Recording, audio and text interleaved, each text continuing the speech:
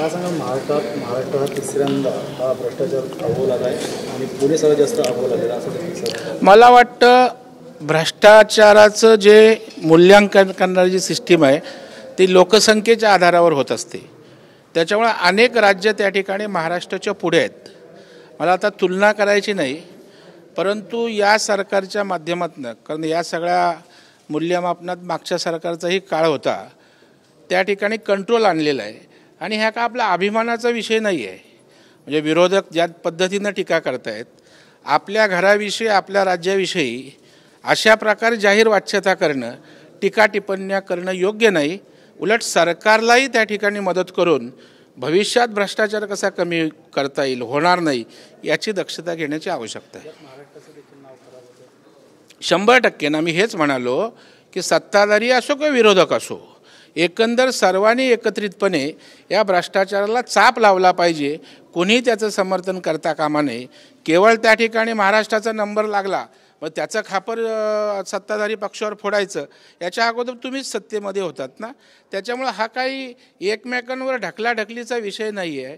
त्या ठिकाणी महाराष्ट्राचं नावलौकिक हे टिकलं पाहिजे, भ्रष्टाचारमुक्त महाराष्ट्र झाला पाहिजे. हे सत्ताधारी विरोधी पक्षाने एकत्रितपणे ठरवून वाटचाल करावी असं माझ्यासारख्या कार्यकर्त्याला वाटतं. पत्र आणि नवाब मलिक चांगलंच गाजतंय विधानसभेमध्ये. तर बघायला तर राज ठाकरेंनी ट्विट केलंय, तुमच्या राजकीय ढोंगीपणाच्या नगाबाजूक जनता जबाब द्यायला लागेल असं. मला वाटतं ढोंग आणि सोंग या राज्यामध्ये कोण कोण करतंय हे राज्यातल्या जनतेला नीट माहीत आहे. आणि देवेंद्र फडणवीस ढोंगी आहे, सोंगी आहे की त्या ठिकाणी निरपेक्षपणे निस्वार्थीपणे काम करणारा एक निष्कलंक नेता आहे, हे महाराष्ट्रातील जनतेला त्या ठिकाणी माहीत आहे. आणि त्यामुळे देवेंद्रजींच्या प्रतिमेवर कुणी त्या ठिकाणी चिखल फेकण्याचा प्रयत्न केला. महाराष्ट्राच्या जनतेच्या मनामध्ये निष्कलंक नेतृत्व म्हणून, प्रामाणिक नेतृत्व म्हणून त्या ठिकाणी देवेंद्रजींकडे पाहतात. आता ढोंगी कोण नेता आहे, ढोंग आणि सोंग कोण या महाराष्ट्रामध्ये कोण कोण नेते करतात हे नीट जनतेला माहीत आहे. त्याचा पुनरुच्चार मला करण्याची आवश्यकता वाटत नाही. सर, गिरीश महाराजांनी असं वक्तव्य केलं होतं की जालन्यात जाऊन आम्ही गुन्हे मागे घेऊ, मात्र फडणवीस आता म्हणतात की आम्ही तपासांती गुन्हे मागे घेऊ. आपण पुन्हा पाहिजे तर आपल्याकडं रेकॉर्ड असेल, देवेंद्रजी फडणवीसांचं असं वक्तव्य होतं की तपासाअंती गुन्हे मागे घेऊ. त्यामुळे तपास होऊन जर तपासात निष्पन्न झाला असेल की पोलिसांनाही प्रतिकार करून जर पोलिसांवर त्या ठिकाणी हात उगारले असतील, मारहाण झाली असेल, तर तशा अर्थानं जे काही मागे पुढे होत असेल ते होईल. तपासाअंती गुन्हे मागे घेऊ बोलले, बिनतपास घेऊन गुन्हे मागे घेऊ असं म्हटले नव्हते. आणि तपासाच्या अंती, तपासात निष्पन्न जे झालं त्या आधारे निर्णय झाला.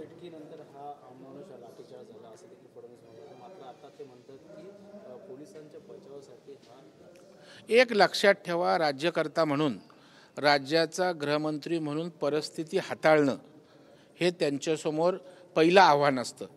त्या तत्कालीन परिस्थितीमध्ये त्या ठिकाणी देवेंद्रजींनी दिलगिरी व्यक्त केली. आपला इगो कमीपणा त्या ठिकाणी समजले नाहीत, तर त्यांना वातावरण शांत करणं ही प्रायोरिटी होती, म्हणून त्यांनी दिलगिरी व्यक्त केली. तसं देवेंद्रजींचं काहीच चुकलं नव्हतं, दिलगिरी मागण्याचं काही कारण नव्हतं. परंतु माझ्या इगोपेक्षा या ठिकाणी मला महाराष्ट्र शांत होणं महत्त्वाचं आहे. याचा तपास करू आणि तपासाअंती जे असेल त्याप्रमाणे आपण पुढे जाऊ, ही भूमिका घेऊन त्यांनी केलेलं वक्तव्य आणि त्या ठिकाणचं त्यांची त्यावेळची भूमिका होती. सर, दाऊदचे साथीचा इक्बाल मिर्ची कडून जमीन खरेदी केल्याचा आरोप प्रफुल्ल पटेल यांच्यावर देखील केला होता, मात्र तोच न्याय आता नवाब मलिक यांना भेटणार आहे. मला वाटतं प्रफुल्ल पटेलांवर त्या ठिकाणी आरोप झाले, त्यांना काही जेल झाले नाही, काही सिद्धता झालेली नाही. आता नवाब मलिकांचं प्रूव्ह झालेलं आहे, त्या ठिकाणी त्यांचे आरोप सिद्ध झालेले आहेत, त्यांना अटक झालेली आहे. त्याचे पुरावे देवेंद्रजींनी स्वतःहून त्या ठिकाणी दिलेले आहेत. आणि मग राज्याचे गृहमंत्री देवेंद्रजी असताना, सरकारचं नेतृत्व शिंदे साहेबांबरोबर करत असताना त्यांनी जे आरोप केलेत, ज्याला देशद्रोही म्हटलं, त्याला पुन्हा त्या ठिकाणी आपल्यासोबत घेणं हे नैतिकतेला धरून नाही. म्हणून देवेंद्रजींनी भूमिका घेतली. प्रफुल्ल पटेलांच्या बाबतीत असेल त्याची चौकशी होईल, योग्य ते जे करणं आवश्यक आहे ते सरकार करील. काही इथे डावा उजवा करण्याचा प्रश्न नाही, इथे देशद्रोहाचा आरोप असलेला त्या ठिकाणचा प्रश्न होता. म्हणून अशी पत्र आणि भूमिका देवेंद्रजींनी घेतली. नाही, आता विरोधक म्हणतील ही पण याच्या मागे काहीतरी उद्देश आहे.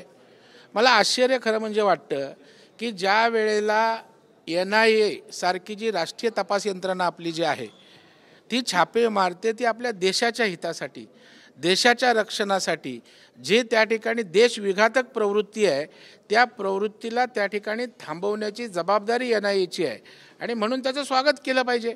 आता एका खासदाराच्या घरी कॅश 200 कोटी सापडली, त्याचंही समर्थन करणारं ट्विट जर अमोल कल्ले करत असतील तर याच्यापेक्षा दुर्दैव असू शकत नाही.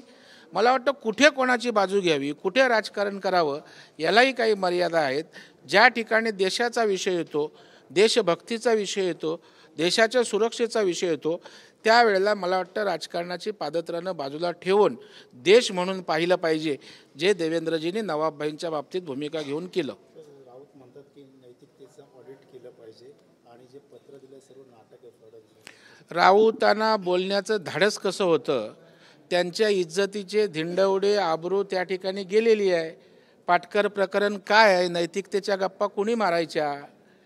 आपल्याकडे 4 बोटं आहेत त्याचा विचार पहिला करा. आणि देवेंद्रजींच्या नैतिकतेच्या आसपास पण संजय राऊत फिरकू शकत नाही. तुमची कशी वैचारिक तुमचं अधपतन झालं आहे. आपण पाटकरच्या प्रकरणात काय झालं आहे महाराष्ट्राने पाहिलं आहे. आपण जेलमध्ये जाऊन आलात, कुठला नैतिक अधिकार आहे तुम्हाला बोलायचा? त्यामुळे ज्याचा नैतिकताच त्या ठिकाणी पूर्णपणे लोप पावले, तो नैतिकतेच्या गप्पा मारतोय, याच्यापेक्षा दुर्दैव नाही. घाशीराम कोतवाल हे पुण्याचे कोतवाल होते, त्यांनी अनेक लुटमार केली, तसं हे सरकार देखील लुटमार करत आहे असं देखील त्यांनी आरोप केला. त्यांनी उद्धव ठाकरेंशी निष्ठा दाखवायच्या, बाळासाहेबांचा शिवसैनिक बोलायचं आणि शरद पवारांच्या पायाशी त्या ठिकाणी घासण्याचं काम करतायत. घाशीराम संजय राऊत यांनी स्वतःचा आपण काय घासतोय त्याचा विचार करावा.